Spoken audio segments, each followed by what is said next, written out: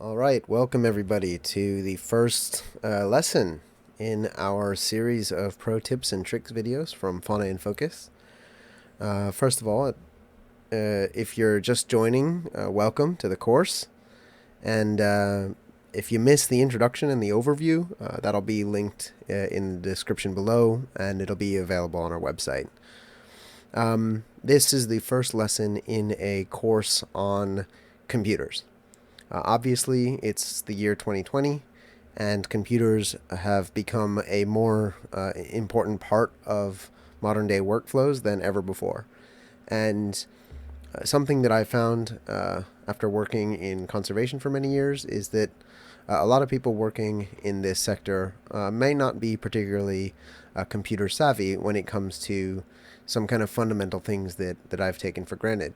And so what we're going to be doing in this first few videos is just sharing kind of some of the basic tips and tricks that I have for you guys on how to set up and use your computer, and just kind of give you guys a fundamental understanding of what your computer can do. Of course, this is a tool that is designed to increase your productivity, and hopefully after the end of these first few videos, you guys will have learned some things to help yourself and your team work harder and better and faster and stronger.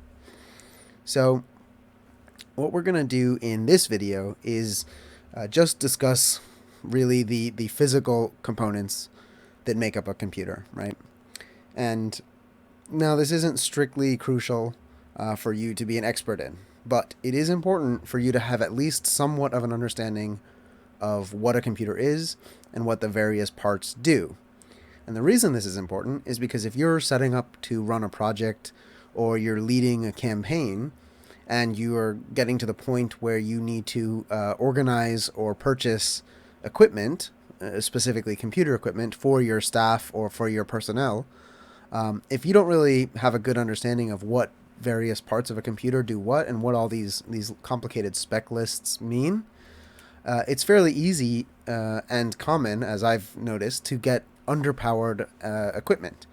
And one thing I can say is, you will in the end save more time and money by spending a little bit more to get the best stuff possible or the most appropriate stuff for your work, rather than underspending and finding that the equipment that you've purchased just isn't cut out to do the kind of work that you need to do.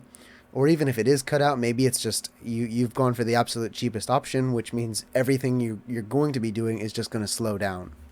And so to understand what these various things are, I've put this little discussion together, and we're just going to explain some kind of basic fundamental things about computers and what they are and what they do and what they're made up of. Just so that when you come to that decision, you kind of know a little bit more about what you're looking for, all right? So just a big disclaimer on this.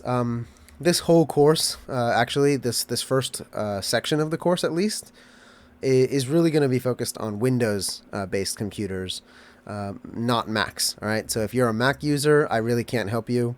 It's not my area of expertise. I've been using Windows computers my whole life, and frankly, I think in the conservation space, there's no real need to use Mac computers unless it's an ecosystem and a workspace that you really like. You'll actually end up spending more for less if you get a Mac. They tend to be higher priced and less performance. And of course, with Macs, you also have the issue of compatibility with various hardwares, with various programs. Pretty much everything is going to work on a Windows computer. And you don't have to worry about things, not meshing up.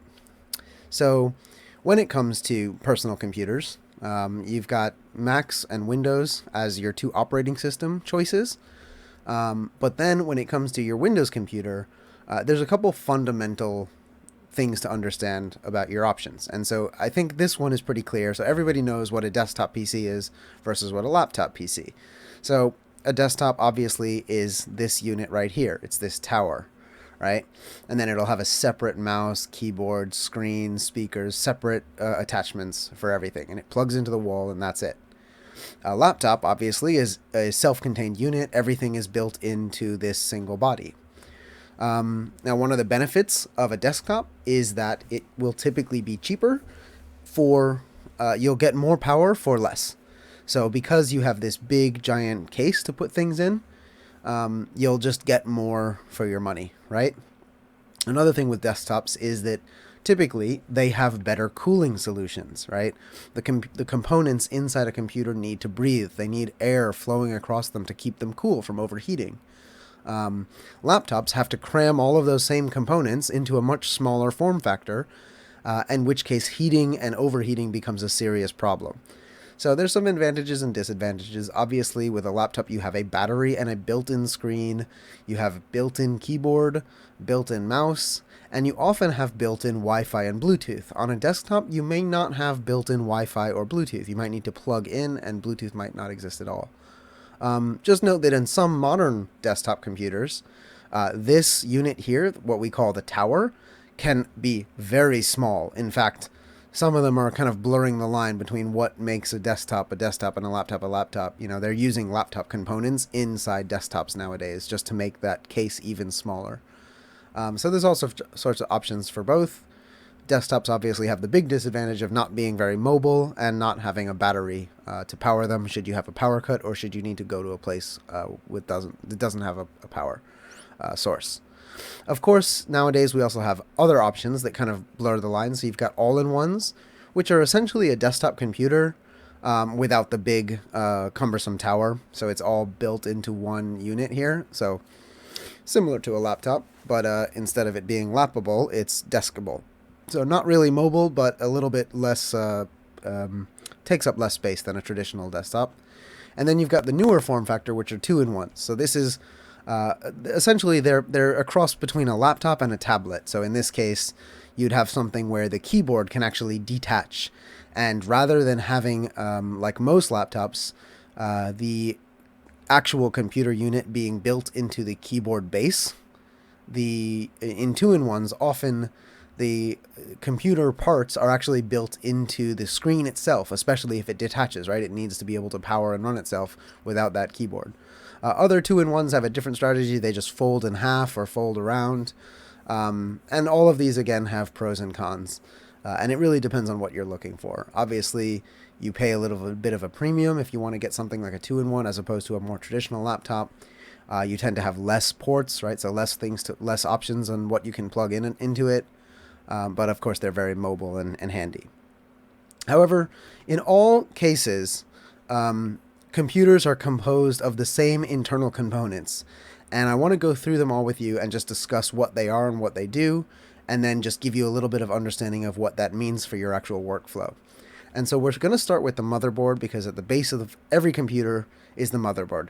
Think of this as the skeleton of your computer. Everything in your computer plugs into a motherboard, all right? So every single computer has this, whether it's a desktop, whether it's a laptop, they all have a motherboard of some sort. It's also called a main board. So what does plug into this? Well, everything else that I'm about to show you essentially is going to plug into this. So the processor, that plugs into the motherboard. The processor is essentially the computer's brain. So this is what gives it its ability to think, to do anything, to run any program. So without this, it cannot do anything, right? This is the brain of the computer. It's the core. So it's known as a processor or a CPU. You'll often hear it read. Another thing that's plugged in is memory, also known as RAM. Now, this is oftentimes confusing for people because when they think of memory, they think of storage. But in fact, what RAM is short-term storage. So the amount of RAM you have, measured in gigabytes, is actually going to determine how many things you can do at once. So how many Google Chrome tabs you can open, how many different programs you can launch at the same time. It's going to affect a little bit the speed and the closing, file saving, file opening. Oftentimes, what RAM is used for is short-term memory storage. So things that you're doing right now are saved to your RAM, so that if you put your computer to sleep, if you put it to hibernate mode, if you close the lid, if it goes into automatic, power saving mode, when you turn it back on, it will remember what you were doing because that information is saved to the RAM. It has nothing to do with long-term storage. When you're saving a file and hoping that that file is going to be available for you, that's not going to the RAM. That's going somewhere else, and that is to your storage drives. All right. Now, storage drives come in all sorts of forms, right? You've got hard drives, you've got solid state drives, you've got even USB sticks, external drives. We'll go through all of those in a little bit, but this is the storage capacity. How much can you have saved on your computer? All computers will have some sort of storage built into their system, all right? And all of this, again, is plugged into the motherboard. Some computers will have a graphics card. Now, what I'm showing you here is a dedicated graphics card. So this is actually plugged into the motherboard as an external graphics card. Or sorry, not an external graphics card, a dedicated graphics card. And this is basically going to power the visual stuff that you are seeing on your screen. And this is particularly important if you're doing design work, filmmaking, if you're editing high resolution or 4K video files, if you want to get into architecture or CAD work, 3D modeling, any sort of 3D rendering program, and even photography and photo editing programs will be aided by a dedicated graphics card. And this would then handle all of that processing work so that your processor can kind of just focus on the day-to-day tasks of running the rest of your computer. All right, so it takes the load off of the processor. Now, some processors have their own onboard graphics built in. And so when you talk about onboard graphics versus dedicated graphics, this is what you're talking about. It's the difference between having a computer that only has a processor and the processor has onboard graphics, which means the processor has to handle not only everything else of running the computer, but also the graphics, or a dedicated graphics card, which is a separate chip, a separate unit that will handle the graphics for your computer. All right. Now, obviously, any device is going to need a power supply. And so for desktops, it comes in the form of a power supply unit, which is this thing. Guys, never open one of these up. There are very dangerous transistors in there that store a lot of energy, even when they're unplugged and switched off. So never open one of these things up. In a laptop, obviously, you don't have that. In a laptop, this thing is actually built into your power cable. So you know that giant box that's sitting in the middle of your power plug, or you know when you plug it into the wall, there's a big block by the wall? That's your power adapter, actually. So it takes that power and it converts it to a form of electricity that your laptop can use, and it makes sure it's not overloading your laptop. So it balances out your power that's delivered to your laptop or your computer. In a laptop, obviously, power can also be delivered from the battery, right? So that's something that desktops wouldn't have. Let's move on.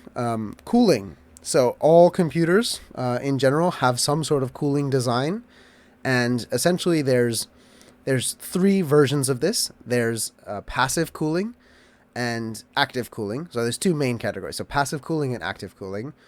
Passive cooling means no moving parts, right? So it's all done through heat sinks. So any of the components on your computer that get hot would be touching some sort of conductive surface, and that surface would allow for dissipation of heat.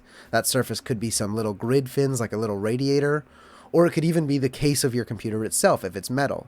And so some of the kind of less powerful, super thin laptops and tablet PCs have been designed using passive cooling. So no fans at all, nothing moving. It's all just cooled passively through the through conduction of the heat away from those computer parts. Active cooling breaks into two different categories, and one is air cooling and one is liquid cooling. And so this thing that you see on the left here is air cooling. So this is actually a cooler that will attach on top of your processing unit to pull air through a series of radiators, these little grid fins that you can see here. Your case will also have fans that are pulling air into your case so that you have airflow flowing through your case. You want that positive airflow to make sure you have good intake and good exhaust, right? And then some computers, especially if they're running more powerful equipment, may benefit from having a liquid cooling system installed in them. And you can actually find these. This one, again, is a CPU cooler, so designed to cool a processor. And it's the similar layout. It's still a bunch of fans strapped to a giant radiator, but this time it's actually running a liquid coolant through these pipes. And so the liquid is circulated through this entire unit, pulling heat away from the processing unit, and exhausting out of the top or the back of your computer wherever you've installed this thing. Now bear in mind that laptops have all of these same things as well. They have heat pipes which transfer the heat away from the important chips. They usually have fans that will disperse that heat out the back. And guys, heat is the #1 cause of death for laptops. I see so many people using their laptops in ways that they should not be using them. Your laptop needs to breathe. It needs that airflow keeping the parts cool. And it's even more important if it's a laptop rather than a desktop, because they have such restricted amounts of airflow inside the case of the computer. So please, please, please make sure you are not using your laptop on a pillow, on a blanket, on any sort of surface that can smother the vents, right? You definitely don't want to have that. When you close your computer up and you put it in your bag or you put it into a little sleeve to carry it away, please make sure that computer is definitely off. If you've just put it into sleep mode and somehow it turns back on and it starts running inside your laptop, you can kill your computer very quickly. It might not die that day, but you are doing long-term damage to your computer's components, especially this baby right here, the processor, right? So when you're using a laptop, it should be on a hard surface. The vents should be clear. It should be elevated in some such way, either with its own feet or with some sort of little stand, so that it allows air circulation under it and around it, and away from it, most importantly. And lastly, with the cooling of laptops is, you can get those little plates to keep them. There's little fans. Those don't necessarily do the trick. They're kind of a gimmicky thing. The more important thing is to try to remove dust from them. So if you can find a little air compressor, some sort of little spray can of air, you can kind of get that nozzle into the vents and give it a couple blasts of air just to do that, get that dust out of there. That's really important, especially for laptops that are going to the field and getting potentially a little bit more dirty. And so that'll help with your cooling as well. Dust buildup is a huge problem for laptops with their cooling. And then obviously you have your peripherals. So this is going to include your display, so that's screens, projectors, things like that. Your sound, so headphones, speakers, your mouse and your keyboard, or pen, tablets, anything else you want to plug in. This is going to be more applicable for desktop computers rather than laptop computers. And you've got your ports, which we're just going to discuss a little bit, but not spend too much time on. And then, of course, you've got the most important thing, which is price. And so we're going to go through each of these and discuss a little bit what they are and what they do. So this is your motherboard, so aka your main board. And it's got it looks complicated, and don't worry, you don't need to know any of this. Probably you'll never see this motherboard, and the motherboard is not something that's typically advertised as a feature. It's useful to see what it looks like and understand what it is. So in the center of your motherboard is going to be the CPU socket, and the socket type varies depending on the type of CPU that is going to mount to that board, and so they're usually listed, and so you have like a generation of various sockets that could be 1911 or some number, and it'll always say it in the name of the motherboard. If you are planning to look for a desktop PC, with a laptop, it doesn't really matter. You can kind of ignore the motherboard entirely when it comes to laptops, because there's no choice in the matter. You get what you get. All right. So that center part is where the CPU goes. And then you'll notice this PC, this is actually a pretty high-end motherboard. It actually has 8 RAM slots to the left and right of the computer. Those are these long sticks, these long empty sticks right here. Usually, most motherboards will just have 4 to the right of the CPU socket. In this case, it's got a ton. Obviously, more RAM slots means you can put more RAM in. The amount of RAM is usually limited by your CPU, actually. Some CPUs have a maximum amount of RAM that they can even use, and if you do more than that, then it's not actually doing anything. Here's the thing, is you never want to find any motherboard that has less than 2 slots for RAM. I don't even know if those exist, but you always want at least 2 slots and preferably 4. It gives you more options to have better and higher speed RAM. All right? So next, we've got our M.2 slots. So we'll talk about M.2 a little bit, but most modern motherboards and laptops will have at least one M.2 NVMe slot on the main board itself.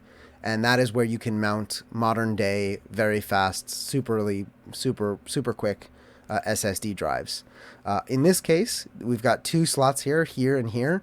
They're both covered with a metal heatsink. This is a passive cooling unit, but it is attached to a fan. So I would imagine that there's some heat transfer away from the SSDs, which would help them perform a little bit better by reducing the heat on them. Okay, this is SATA 3. So SATA 3 is an older interface that will connect to hard drives. In particular, it will connect to regular 3-inch, 3.5-inch hard drives that are spinning. It'll connect to 2.5-inch spinning hard drives, like the ones that you find in laptops. And it will also connect to 2.5-inch SSD drives. And again, we're going to go through what all of those are in a minute. But those are the connectors, and they look completely different in other form factors, but they're a bit limited in terms of their speed, especially nowadays when we have so many faster options like with our modern SSDs. These are PCIe slots, and so this is where you would actually attach your graphics card. Those are these things here. And so here you can add graphics cards. You could add sound cards. If you're doing professional audio work, you might need a professional audio card added. So all sorts of expansion cards can be added into something like this. And you would not see this same looking slot on a motherboard from a laptop. It would just be a different, usually an integrated slot, not an expandable slot where you can do custom work. This is one of the benefits of building a desktop PC yourself, is that you can actually have much greater future proofing by adding what you need over the years to come. So this little plate here is your rear I/O. So this basically determines what you can plug into it. And so this is going to be on a laptop. It'll be the same thing, although much fewer port options usually. And in a laptop, they would be kind of distributed to the left and right side, sometimes on the back. But on a computer, most of them are going to be on the back, right?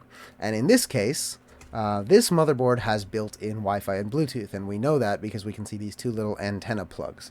You'd actually plug an antenna in here, and you'd be able to do Wi-Fi without having to plug this thing in by one of its internet ports.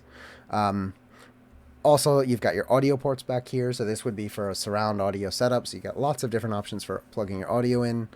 And your laptop will typically have a combination headphone microphone jack, or it might have two separate ones. And then, of course, all these tiny little annoying pins down here at the front, these will typically connect to the front interface of your desktop computer. So if you've got like USB ports on the front of your desktop, or if you've got power button, reset switch, those kind of things, all of those need to be wired up there. It's very difficult and annoying, so you don't need to worry about it, but I just wanted to showcase what those things are. And so that's kind of, just with what you see here, that's all you really ever need to know about a motherboard. There's other things like this is the main power for the motherboard. There's other power plugs that you need to plug in, but again, this isn't a build your own PC tutorial. This is just so that you understand kind of fundamentally what's inside your computer. And so, there's plenty of motherboards. They come in all sorts of shapes and sizes. So I wanted to show you, here's an older style motherboard. It still has those 4 RAM slots, plenty of PCIe expansion slots. These are what newer motherboards look like. And as you can see, that socket in the middle kind of changes its location and layout depending on what CPU you will be installing. So you got to kind of look out for that interface there, right? Here's a laptop motherboard. So it's only got this one fan, but you can see that copper heat pipe just mounted directly to the CPU. And you've got some RAM slots there. You've always got a little battery, which will just power your motherboard even when it's asleep. So yeah, as you can see, laptop motherboards are very different, but you still have got fundamentally the same things on it. So you've got RAM, you've got CPU, you've got GPU, you've got your ports on the outside, probably a battery connector back there, display connector, and you don't need to know any of this. It's just important to understand that the motherboard is the heart of the system.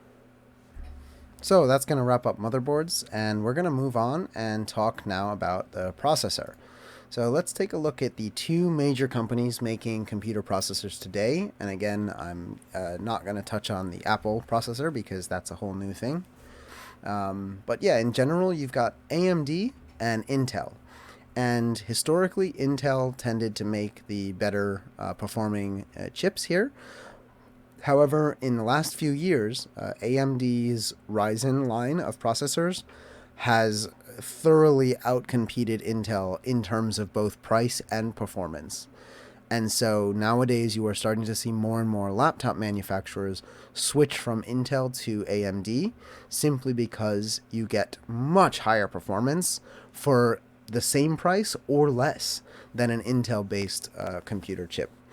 And so, just something to bear in mind is that what you would be looking for is if you're looking for either of these, you really don't want to go for anything less than on the Intel side, one of the i series. So an i3, an i5, an i7, or an i9. That's their kind of standard set of prosumer components, regular consumer components, without getting into the super crazy expensive ones and avoiding the really terrible cheap ones. So anything on the i3, i5, i7, and i9 line from Intel will be fine. And from AMD, it's the Ryzen line, specifically the Ryzen 5, 7, and 9 line. However, you should also note that every few years, they release a new generation of these processors. And so for Intel, something that I've noticed a lot in conservation is that many people struggle, having their computers be performing very slow. And if you look at the processor they're using, it's because they're using very, very old processors, right? We're talking like 4th generation Intel, 5th generation Intel, maybe 6th generation Intel. Realistically, those are now too old to do even the most basic work without kind of pulling your teeth out, right? So try to aim for a more modern generation of Intel CPU, and they will always have a little sticker there. It'll usually tell you the generation number. And you can also just check the first 2 digits of the model number for each processor. That'll tell you what generation it is. If it starts with a 9, it's 9th gen. If it starts with an 8, it's 8th gen. If it starts with a 10, it's 10th gen. So right now, today, towards the end of 2020, we are up to 11th gen when it comes to Intel. And with Ryzen, we're up to the 5000 series of chips. And so it just depends on which one you go for. But just bear in mind that for Intel, you definitely don't want to get anything older than 8th generation. And in fact, if you can go for 10th generation or 11th generation, you really should. There was a big improvement when it went from generation 7 to 8, which is why I won't recommend anything before 8. 8 had a significant improvement over 7th generation for the Intel lines, and 10th had a pretty big improvement over 9th generation for Intel. So again, if you can find a laptop that has a 10th generation Intel processor, you're doing pretty good. However, my underlying recommendation for all is to favor AMD's newer Ryzen lines, especially for laptops, it would be the 3000 and the 5000 series. And for desktop, maybe a 4000 and the 5000 series. And for desktops, they just skipped the 4000. They went straight to the 5000. But the 5000 series AMD Threadrippers have basically broken records in terms of price to performance, and they're just incredibly good value for your money. The more expensive ones are obviously out of a lot of people's budget and won't work inside underpowered laptops, but you can find laptops with Ryzen 7s in them that will outcompete a similarly priced Intel by 2 to 1. So AMD has really become a new powerful player in the processor game. All right, so moving on to memory. We're not going to spend too much time on this. So memory comes in 2 different shapes, essentially. So for desktops, you're going to have a differently shaped memory stick. It's longer. And for laptops, you're going to have this shorter style of memory stick. I already showed you where these would plug in on your motherboard, and you can see they kind of snap into these little latches here on the side. Laptop memory kind of works the same way, except you typically install them a bit different. This is a really good upgrade for your laptop. Oftentimes, laptops will only be sold with a single slot filled. And so you can actually buy a second piece of RAM for pretty cheap and double the performance of your RAM. My only suggestion is try to buy the same exact piece of RAM, right? If you have 2 different pieces of RAM, there's a good chance you're going to run into problems with that. So look at when you open up your laptop, you can look at the type of RAM that you have and try to get that exact same RAM if you want to double it. Otherwise, you can always just remove it entirely and put 2 new pieces in. And so, the laptops that do offer you the ability to upgrade the RAM, some of the modern all-in-ones don't offer that ability. The RAM is soldered on to the board. But if you do have the option to upgrade the RAM, that's a very cheap and usable upgrade. It just makes your computer feel a lot more modern because you'll just be able to do more before it starts slowing down and lagging up. RAM is also measured in, there's different not only can you get different quantities of RAM, 4 gigabytes, 8 gigabytes, so on, but you can also get different speeds of RAM. So the faster the RAM, the more high-end tasks you can do at once. And so it's usually measured in gigahertz, and the maximum capacity of your RAM is measured in gigabytes. And I always tell everybody that really, in 2020, you should not be buying something that has less than 8 gigabytes of RAM, right? Even very, very simple programs like Google Chrome, even using basic web browsing, can use up 2 gigabytes of RAM, 3 gigabytes of RAM if you've got a lot of tabs open, right? Windows itself needs some RAM to be able to run. So you can if you've got a laptop that has only 4 gigabytes of RAM, you can exhaust that 4 gigabytes very quickly, and then your computer will start to slow down because it doesn't have any short-term memory space left for what you're currently working on, right? So 8 gigabytes should be the bare minimum of what you are going for in 2020. And if you can bump that up to 12 or 16 gigabytes, you'll be fine basically for the foreseeable future, right? If you're doing high-end video editing, you really should be aiming for 16 at a minimum, but more likely 32 or 64 gigabytes. And if you have anything of those two, you'll be set for a long time. You'll be able to edit 8K red footage and do all sorts of high-end exports with that much RAM. So the next is storage. And so storage, we have a few things to discuss because storage is kind of an important thing. And so we'll start back in time with the original storage unit, the 3.5-inch SATA hard drive. And so inside this unit are a stack of disks, and there's a little arm, and it reads and writes, so it saves and loads information to those disks. There's a lot of moving parts. It's very complicated. To get it to work properly, the disks inside have to spin really fast. And so they were never that great of a storage unit, but they do still to this day come standard in many laptops. Not this size one. We actually have the smaller version of this. And the reason I have this word SATA here is because SATA actually refers to the connection, right? So this little thing right here is actually the same on both of these units. And that is how it connects to the motherboard, right? And so that SATA connection essentially is the interface between the storage unit and the laptop itself. So just note that these are what we would call hard drives. They spin, that's how they read it information from it, and they spin at different speeds. And so the standard speed for a laptop 2.5-inch SATA hard drive is 5,400 rotations per minute. The standard speed for desktop hard drives, which are bigger and bulkier and do not fit inside a laptop, is 7,200 RPM, which is better. Now, laptop hard drives can come in 7,200 RPM, and if you are doing any sort of video editing work or any sort of thing where you need to load and save files frequently or read a lot of information from your hard drive, you do not want a 5,400 RPM speed hard drive. It'll be just too slow, right? 7,200 RPM is even pretty rough. You'll hear that thing spinning up. It's like, it takes a while to get spun up before it can actually do anything. So these two technologies are great for external hard drives. In fact, a lot of small portable external hard drives will have one of these inside of it. And a lot of large external like RAID arrays and backup units, if you have a big one, will have a desktop class hard drive in it. And so the better option, of course, is to move to an SSD because, of course, there's no spinning, no moving parts. And so this was the first sort of M.2 that we saw. So this is a SATA M.2, and so you'll notice here that the port, the connection is a little bit different. We've got two little nicks here. It also says on the sticker usually SATA M.2. You'll see SATA M.2 on both of these.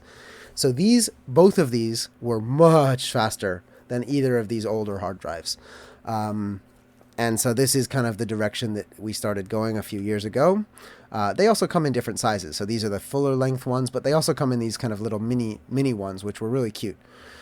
So yeah, they were all of these were much faster than these, and most importantly, tiny by comparison. So you could fit them into much smaller units. Then we have 2.5-inch SATA SSDs. So this hard drive right here is exactly the same form factor as this one, right? So it can be used in either a laptop or a desktop if there is a 2.5-inch drive bay. The connection, as you can see here, it's the same SATA 3 connection, right? And it's, again, going to offer much faster speeds than these spinning hard drives. Much faster and much more reliable, less likely to break because there's no moving parts, right? So that's kind of the evolution of this sort of hard drive, and this is what I would recommend if you have the option to get something like this as your storage unit. That would be a great step, especially if your laptop only has one hard drive. This is a great way to upgrade your laptop. In fact, installing an SSD as your computer's primary drive, and when I say primary drive, I mean the C drive where Windows is installed, is one of the best upgrades you can do to keep an old computer working into the future, right? I have had, 7-year-old computers that were on the brink of death, and I swapped out the old laptop hard drive for a new 2.5-inch SATA SSD and reinstalled Windows and all of the programs on this, and it's like a completely different machine. It loads up in a few seconds, everything is super snappy and fast, and that's just because you can basically load things almost instantly from an SSD when compared to these older HDDs, right? So let's talk about external drives briefly. So obviously there's all sorts of external drives. I even missed one here. Can anybody see which type of external drive I missed? No? Well, the answer is SD cards. So SD cards, whether they're the big one or the tiny one, the standard or the mini SD or micro SD, those are all storage units. You can save information to it. And they're all essentially kind of similar technology to SSD drives. There's no spinning technology inside SD cards. The same is true of USB sticks, right? So USB sticks don't have any moving parts. This one here, this is kind of a newer external hard drive, and judging by the shape, you should be able to tell what's inside it.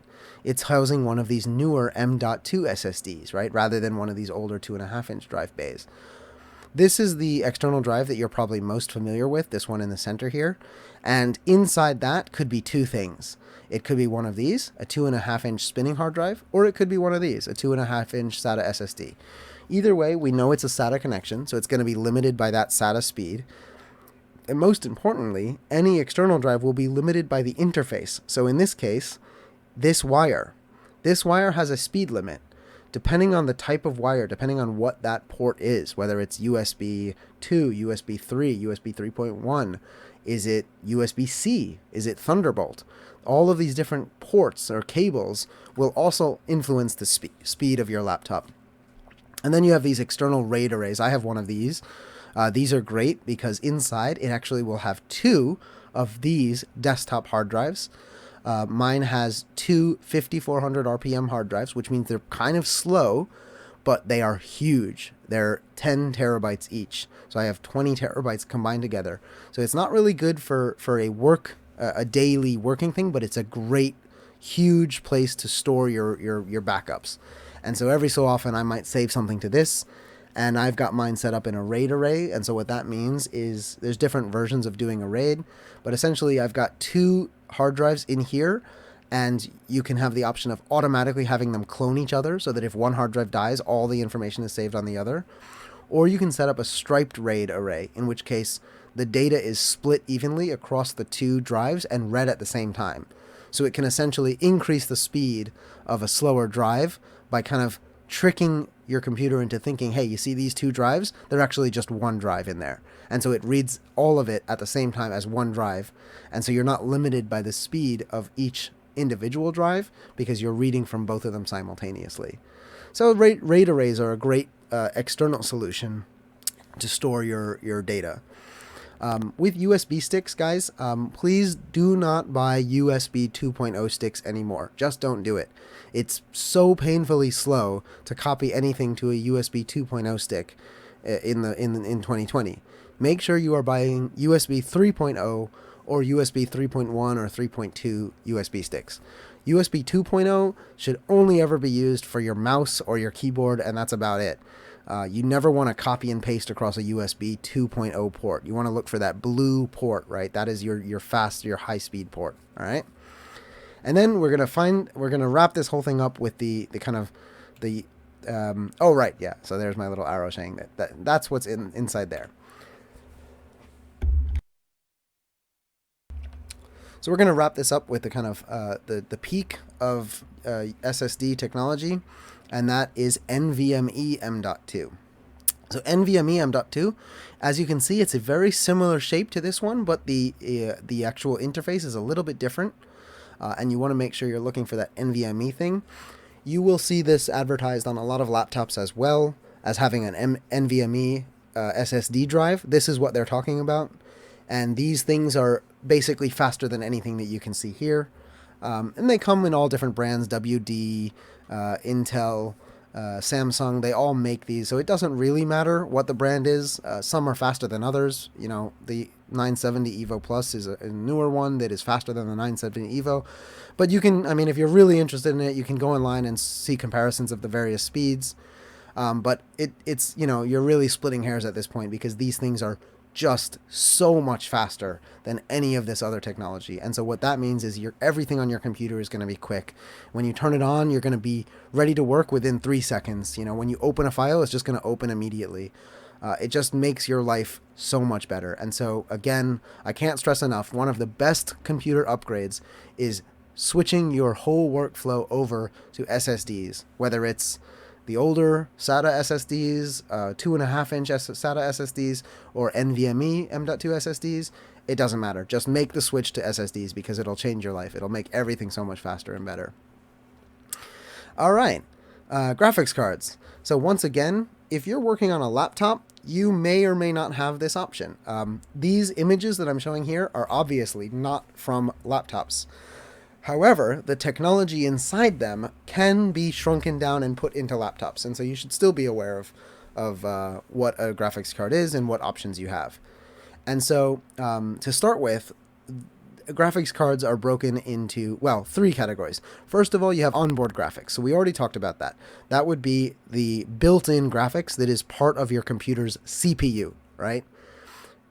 If your computer does not have a dedicated graphics card, it will probably have onboard graphics, meaning your processor, your CPU, is going to have to do all the graphics work. However, for computers that do have a dedicated GPU, right, or dedicated graphics card, sometimes written as VGA, but that's wrong. It's not. This is nothing to do with VGA. That's a port. This is your graphics card, your GPU, your graphics processing unit. They come from 2 different manufacturers, NVIDIA and AMD. And so AMD, just like the same company that make the CPU, they also make graphics cards. And so AMD's graphics card line is called Radeon. NVIDIA has a few different lines to talk about. And of course, they've got different lines for desktop versus different lines for laptops. And so just something to be aware of is if your laptop or desktop has a dedicated card, already you're going to be having higher performance than a computer that doesn't. And that's simply because your graphics card handles the work that otherwise would be given to your CPU, which means your CPU has less work to do, which makes everything go better. All right. So you do, if you're doing anything that involves doing visual presentations, even a little bit of graphic design, photo editing, if you have to screen films, you don't technically need a graphics card, but it will help. So if you have the option to get a laptop with a dedicated graphics card, go for it. And then when it comes to more demanding tasks, there's just a couple things to understand about the different graphics card options that are available. For desktop graphics, you have a line of graphics cards called GTX and a line of graphics cards called RTX. And so these are kind of the newer cards. And so this is also changing by generation. It goes 900 series and 1000 series. Then it went to 2000 series. Now it's up to 3000 series. So you can see here, this is the 3080. This is their newest, latest, and greatest graphics card. It also looks really pretty compared to these older ones, in my opinion. And so the newer ones have switched to RTX, which basically just stands for ray tracing, which I'm not going to get into because it's not really pertinent to most professional work needs. unless you're doing 3D animation and VR application development type of work. In general, this is overkill. This is only needed for the absolute pinnacle of AutoCAD and design work, and really high-end video editing. But even less powerful graphics cards will do just fine for most of that work. And so for desktop graphics and laptop graphics, kind of the starting base would be something like the 1650. And so the 1650 is kind of your bottom of the mill graphics card that's still really good, right? From the six, and then also with laptops, you have a whole other series of lines called the MX series, and so that might be the MX 250, the MX 350. I've kind of lost track of what they're up to when it comes to the graphics line, but basically the higher number, the more powerful it's going to be. So it's pretty straightforward in that regard. And then there's actually RAM on these. So this might have, 4 gigabytes of video RAM. This might have 8 gigabytes of video RAM. For NVIDIA's side, they have a whole specialty line called Quadro, which you really don't need to know about. These things are like $5,000 just for the card, right? Before the computer, just the card can be like $4,000 or $5,000. And these things have like 32, 64, 128 gigs of RAM on them. They are specifically designed for AutoCAD, engineering, simulation work. If you're doing like really advanced computations, you'll probably need a Quadro card. But for 99.9% of the rest of us, we don't need the super high-end stuff. So we can get by with one of these just regular RTX or GTX cards. For the GTX series, the 1000 series, you've got like the 1050, 1060, 1070, 1080. Those are all great cards. Then it goes to the 20 series. So you can get a 2060 or card for very cheap these days. And a 2060 card is spectacular. I've used it to edit 4K video files for years without a single hiccup. So it's a perfectly good card, and it's only a couple $100 for your desktop computer. And they sell laptop computers with these same cards in them. So keep an eye out for those numbers, right? You're looking for that GTX 2050 or 2060 inside that card, inside that laptop. On the Radeon side, on the AMD side, I'm not as familiar with the different models and the different lines. However, I do know that they are more and more becoming competitive with NVIDIA, especially in 2020. They've just released a whole host of new cards to compete with the new RTX 30 series, and they are cheaper and just about as powerful. So it's not something I know too much about. I don't know all the naming nomenclature for the Radeon cards, but just bear in mind that it follows a very similar structure, right? The higher the number on the end of that Radeon card, the more powerful your graphics is going to be, and the more video memory you have, or VRAM, the more powerful stuff you'll be able to do with it. And so again, when it's coming to laptop computers, you'll usually just see a little sticker from NVIDIA or a little sticker from Radeon. Both of those stickers are a very good sign. So it doesn't really matter what the graphics card is if you're not a professional graphic designer, filmmaker, so on. If you are, you should really look into what types of graphics you need to do and how much video RAM you're going to need, and look for a card that will match that. Right, so that's going to wrap up our discussion on graphics cards. If you are a professional filmmaker, or if you're starting to get more into visual presentations and you want a more powerful graphics card, I would say a sweet spot would be something like the 1060, the 2060, or even the 3060 if you're getting something brand new, although those don't exist in laptops yet. But yeah, starting at the 60 markup is a pretty good point, and if you're getting a 70, well, now you're getting into kind of high-end territory here. So something with a 1070 or a 2070 in it, that's going to be a pretty expensive piece of technology. All right. So we're not going to go through the power and the battery because we already talked about that. The same with the cooling. We don't need to get into that. The last few things I want to talk about is the screens, just so that you guys understand displays a little bit better. And so here's a computer screen. And there's a few things to go through. So first is all computer screens are going to have an aspect ratio. That aspect ratio is measured length by height.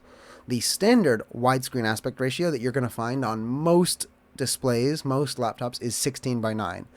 However, some laptops might have a different aspect ratio, and you can get, ultra wide monitors that have a different aspect ratio. But bear in mind that what that aspect ratio means is 16 is the ratio, 16:9 is the ratio of the length or the width of the monitor to the height of the monitor.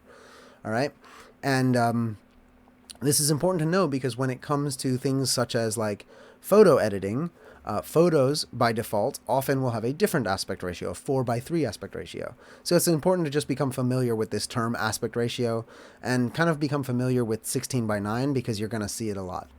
So another thing to note about screens is the way that they are sized. And so screen size, whenever you see, it's got a 15-inch screen, it's got a 16-inch screen, a 24-inch screen, that is measured diagonally. And I don't know why, but it's measured in inches. That's just how it is.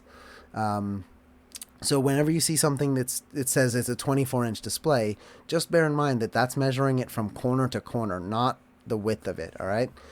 So it will be a slightly different dimension in terms of the actual width. And then there's one other way to measure screens, and that is, of course, resolution. And so you don't need to memorize or know off the top of your head any of this, but something that you should be familiar with is this magic one right here, 1920 by 1080. This FHD stands for Full HD. And so what we're measuring here when we talk about 1920 by 1080 is the individual number of pixels on that screen. The more pixels you have, the higher your resolution, right? And so in this case, we're looking at a Full HD screen. So this is 1920 pixels wide. So here, counting across is 1,920 individual pixels, individual little colored dots. And then going up, it's going to be 1,080 pixels going upward. And so what this chart is showing you here is the comparison of different resolutions and what that means in terms of how big they are compared to one another. So for example, I'll just give you an understanding of what is 4K. Well, the reason 4K is called 4K or UHD, Ultra HD, is because it's close to 4,000 pixels in length. And specifically, you'll notice that it is double Full HD in both dimensions. And so what that means is that this little orange square right here, if this represents a Full HD screen, you could actually have 4 of these to make up a 4K screen, right? So you can see that orange square, 4 of them would be required to fill up this whole space, okay? That's what Full HD stands for, and that's what UHD stands for. Here's HD, but you don't want to look at that anymore. There's no reason nowadays that you should be buying anything, whether it's a projector, whether it's a display, or whether it's a laptop that has less than a Full HD screen. These resolutions are just defunct. There's really no need to use them anymore. So this is the magic number right here, 1920 by 1080. That is more than good enough for 99% of people. If for some reason you really, really need a 4K screen, you can do it, but they are very expensive. So just bear that in mind. And then here's another form of 4K, which is just a little bit wider than that standard 16:9 aspect ratio. You can see that 16:9 aspect ratio changes from time to time with some resolutions. So this one is still a standard 16:9, but then this one is a bit taller. This one is still 16:9, but this one over here is a little bit wider. So resolutions change, it changes the aspect ratio, it changes the total number of pixels on the screen, and here's like a widescreen, but it's still 1080. So you'll often hear people just use this to describe it. So it's a 1080p screen, for example. So that typically will mean 1920 by 1080 pixels. All right. And I think the last thing to talk about is price, which is always an important factor. And the reason I've put this thing up here is because this is the magic number. If you spend anywhere, to be honest, you could even spend less than this. Let's make this $700 to $1,400. Anywhere within that price range, you're probably going to be getting the best value for your money. Once you start to go over that $1,400 price point, you're basically going to start paying a kind of premium tax. So you're getting better components, you're getting better specs, you're getting better speeds, but you're paying substantially more for that than in this magical price bracket. And that's just because of the nature of the pricing of the different components that go into it. If you go under that kind of $800, $700 limit, you're probably actually paying more money than what the components are worth. And so now you're kind of overpaying for an underperforming piece of equipment. And as I've always said to everybody, when it comes to your laptop, think about how much you're going to use it, right? You're probably going to be using it every single day of your work career. And so however long your project is, just divide the cost by every single day of work. You're talking a few dollars per day. If you can get your laptop to work 2 years, 3 years, 4 years, and at this price point, this laptop should easily last 4 to 5 years. So you divide that cost up across those 5 years. It's a dollar or a few dollars per day. It's totally worth it to spend a little bit of extra money at the beginning so that you have a machine that will be good enough to do everything you need it to do, and maybe a little bit more for the foreseeable future, and it will not slow you down constantly by being underpowered and underperforming. So I always suggest save up, spend a little bit more on your computer, because it is probably the most important tool that you have, and in 2020 it's probably become an even more important tool for most people. So just going to talk about the different brands and a bit their pros and cons. So we're going to start with the cheaper ones and kind of work our way towards the more expensive. So Acers are known to be kind of the cheapest of the bunch, and they are still perfectly fine. There's nothing wrong with Acers, especially the newer ones. They're great. They have long-lasting batteries. They've got ones with touchscreens. They come in metal cases now instead of those cheap plastic stuff. So, you can find perfectly good Acers. The support that you're going to get for an Acer is kind of depend on where you are. Your warranty support might not be that great, and your repair service might take a long time. But because they're kind of common, it's usually easy to find a local repair shop that has the parts that they would need to fix it pretty quickly. So it has its pros and cons. Asus, this is my preferred cheap option. So they're pretty much price comparable to Acers in terms of the price per performance. However, I think that Asus has a slightly better design to them, and my Asus laptops have always lasted a little bit longer than my Acer laptops. Still not by very much, maybe a year longer, but every little bit counts. And then we've got Lenovo, who purchased IBM, and IBM was known for making very, very strong, tough laptops that would last forever. Lenovo's laptops are not as good as the old IBMs in terms of their longevity of lifespan. They are certainly still on the breakable side, even though they kind of market themselves as more rugged and tough and more durable and more tested. I don't think that's true. But in terms of their price, they're probably a little bit more expensive than Acer and Asus, but not by very much, not by a noticeable difference. And Lenovo also has a ridiculous amount of customization, and importantly, they have service centers all over the world. So you're more likely to find a certified service center to have your Lenovo repaired than some of the other ones. And I mean a actual Lenovo one, not some other company that happens to license through them or something. An actual Lenovo service center are fairly common to find around the world. And they have pretty good warranties available that you can buy from their website that are very reasonable, including like accidental damage covers. So you can spend a couple dollars to actually make sure that if you spill something on your laptop or you drop it, it's covered actually. So they have pretty good warranties. Their website is kind of ugly, but they also have a lot of customization that you can do. And most importantly for Lenovo's guys, they have tons of sales. So the reason these guys are a little bit more expensive is because they tend to have better support. So if you have a problem, you're more likely to be able to talk to somebody who can help you with that problem compared to the other guys. But, to be honest, I haven't called computer tech support in ages because it's never really good. So it's not something I really do. And then kind of a new entry into the game is actually Microsoft itself. They started making their Surface line of products, and those are going to be essentially kind of the same thing as buying a Mac, right? You're paying a super high premium to get a product that might be not as good as some of these other guys. But of course you do get better support with Microsoft products. They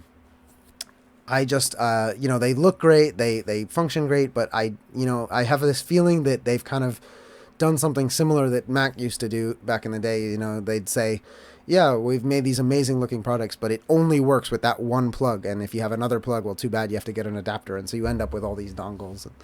Anyway, just my opinion, but it's certainly something that you could consider if you were looking for a more premium touch sensitive laptop or device.